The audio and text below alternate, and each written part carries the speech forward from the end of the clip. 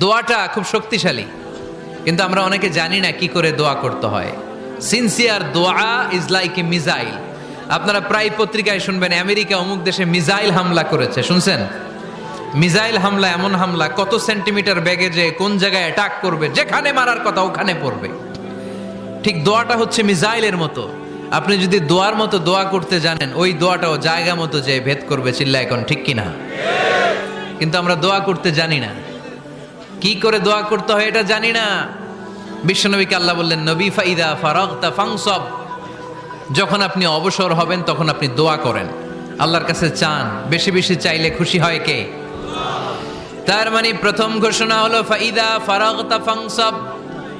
প্রথম নির্দেশনা হলো নবী, যখনই আপনি অবসর পাবেন ইবাদত করবেন এবং দোয়া করবেন, বেশি বেশি আল্লাহর কাছে চাইবেন। 2 নাম্বার দিক নির্দেশনা হলো ওয়াইলা